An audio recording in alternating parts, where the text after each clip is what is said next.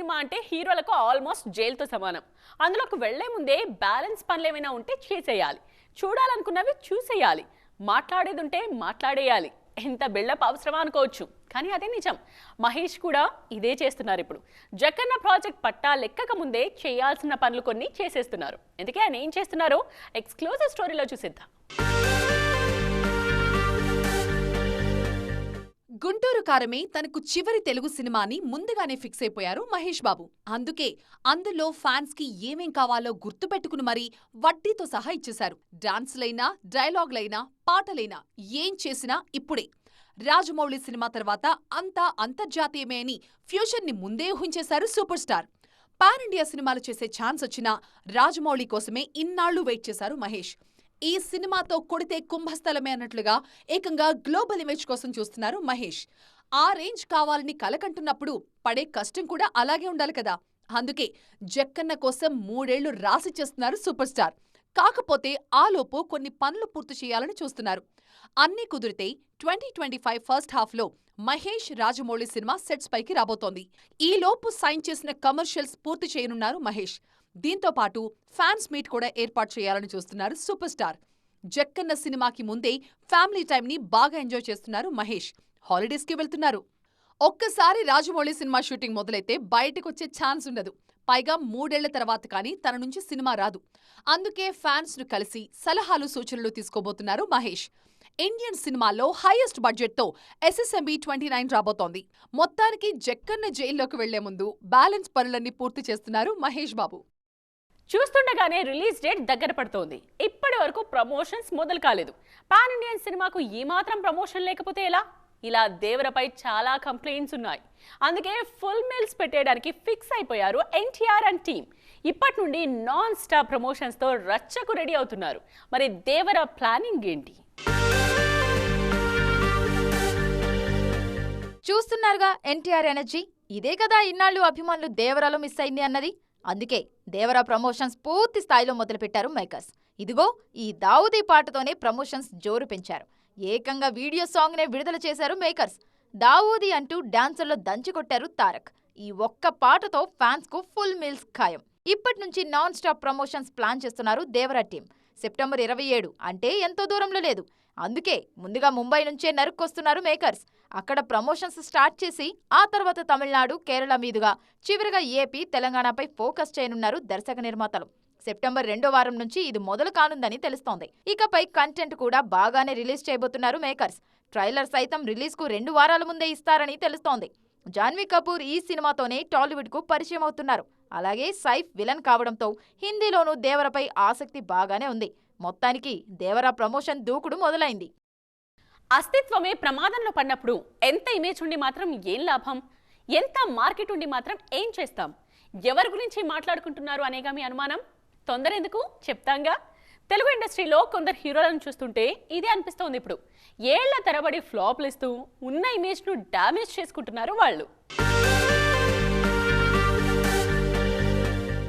Raviteja ఉరఫ్ mass రాజా ఒకప్పుడు minimum guarantee hero. కానీ ఇప్పుడు మాత్రం కాదు. కాస్త కటువుగా చెప్పాలంటే రవితేజ చేస్తున్న సినిమాలు ఆయన ఫ్యాన్స్ కు కూడా నచ్చట్లేదు. అందుకే కనీసం 10 కోట్ల షేర్ కూడా దాటలేకపోతున్నాయి ఈయన సినిమాలు.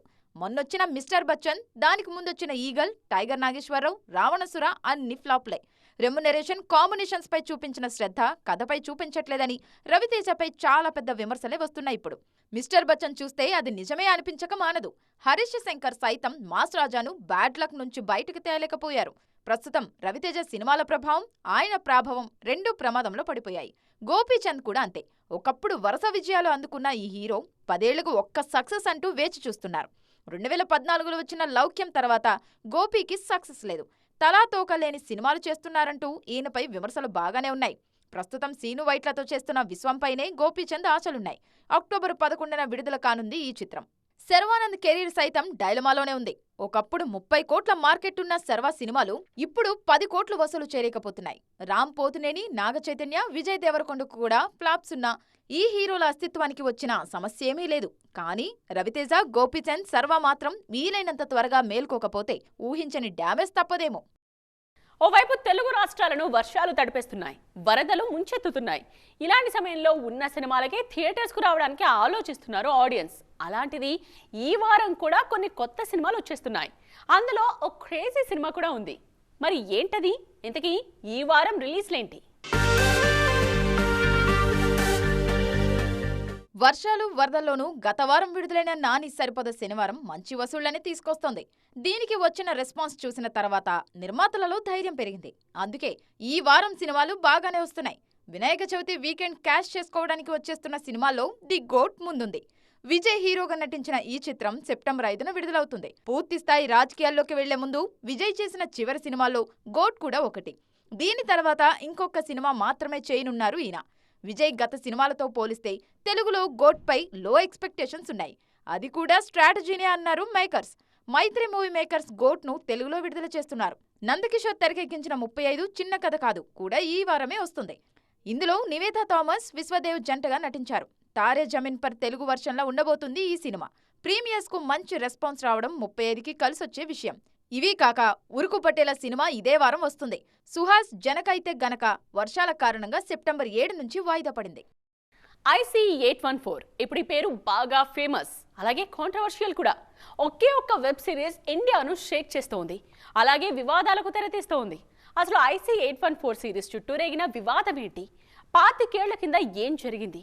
దాన్ని సిరీస్లో ఎలా వక్రీకరించారనే వాదనలు వినిపిస్తున్నాయి. మరి దీనిపై నిపుణులు ఏమంటున్నారు? 1999లో భారత ప్రయాణికుల విమానం హైజాక్ కథాంశంగా తీసిన IC814 వెబ్ సిరీస్లోని కొందరు తీవ్రవాదుల పాత్రలకు హిందూ పేర్లు పెట్టారనే నేపథ్యంలో వివాదం రాజుకుంటోంది. ఓ ప్రముఖ OTTలో ఆగస్టు 29న విడుదలైంది. అనుభవ్ సిన్హా ఈ సిరీస్కు దర్శకుడు. దీనిపై తమ తప్పు ఒప్పుకొని ఇంకోసారి ఇలాంటివి చేయమని చెప్పుకొచ్చారు సదరు OTT యాజమాన్యం. 1999లో కాట్మండ్ నుంచి ఢిల్లీకి వస్తున్న విమానం హైజాక్ కు గురైంది. మొత్తం 7 రోజుల పాటు ఈ హైజాక్ డ్రామా సాగింది. భారత ప్రభుత్వం హైజాకర్ల మధ్య ఒప్పందం కుదరడంతో విమానంలోని ప్రయాణికులను క్షేమంగా విడుదల చేయించడం కోసం మసూద్ అజార్ సహా 3 మిలిటెంట్లను భారత జైలు నుంచి విడిచిపెట్టింది. అయితే హైజాకర్ల పేర్లు భోళా, శంకర్ అని పెట్టడమే వివాదానికి తావిచ్చింది. నిజానికి ఫ్లైట్లో హైజాకర్లు ఒకరినొకరు భోళా, శంకర్ అంటూ నిక్నేమ్స్ తో పిలుచుకున్నారని అప్పటి ప్రయాణికులే తెలిపారు. కాందహార్ హైజాక్ నేపథ్యంలోనే అజయ్ దేవగన్, అభిషేక్ బచ్చన్ నటించిన జమీన్తో పాటు నాగార్జున, గగనం సినిమాలు వచ్చాయి. ఈ 2 ఫిక్షనల్ కథలుగా వస్తే IC814 ఒరిజినల్ ఇన్సిడెంట్ గా తెరకెక్కింది. మొత్తానికి ఈ వివాదానికి ఎక్కడ ఫుల్ స్టాప్ పడుతుందో చూడాలి. కంగనా రనౌత్ కాంట్రవర్సీ, ఈ రెండింటిని విడదీసి చూడలేమేమో. ఎప్పుడు ఏదో ఒక వివాదంతో వార్తల్లో ఉండే కంగనా ఇప్పుడు ఎమర్జెన్సీతో మరోసారి హైలైట్ అవుతున్నారు. ఈమె నటించిన కొత్త సినిమాకు సెన్సార్ దగ్గరే కాదు, హైకోర్టు దగ్గర కూడా చిక్కులు తప్పట్లేదు. అసలు ఎమర్జెన్సీని ఎందుకు ఆపుతున్నారు? అసలు అది బయటకొస్తుందా? కంగనా రనౌత్ ఏం చేసినా సంచలనమే. ఓ మాట మాట్లాడినా, ఓ సినిమా చేసినా ఖచ్చితంగా కాంట్రవర్సీ అవ్వాల్సిందే.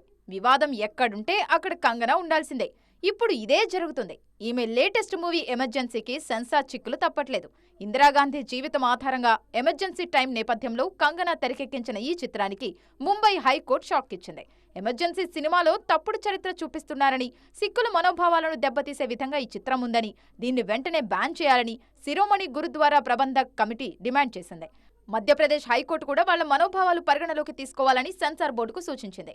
దాంతో ఎమర్జెన్సీ సెన్సార్ కష్టాలు డబుల్ అయ్యాయి. సెన్సార్ సర్టిఫికెట్ ను జారీ చేయాలని central board of film certificate ని తాము ఆదేశించలేమని బాంబే హైకోర్టు తీర్పునిచ్చింది. మధ్యప్రదేశ్ హైకోర్టు CBFCకి మార్గదర్శకాలు జారీ చేసిన నేపథ్యంలో ఆ ఉత్తర్వులను గౌరవించాలని ముంబై హైకోర్టు తీర్పునివ్వడమే కాకుండా సెప్టెంబర్ 18 నాటికి సర్టిఫికెట్ జారీ చేయాలని సెన్సార్ బోర్డును కోరింది. ఈ కేసులో తదుపరి విచారణ సెప్టెంబర్ 19న జరగనుంది. ఇదే వాటి ET ఎక్స్క్లూజివ్. మరిన్ని ట్రెండింగ్ అప్డేట్స్ తో మళ్ళీ కలుద్దాం. దిస్ ఇస్ నేత్ర సైనింగ్ ఆఫ్.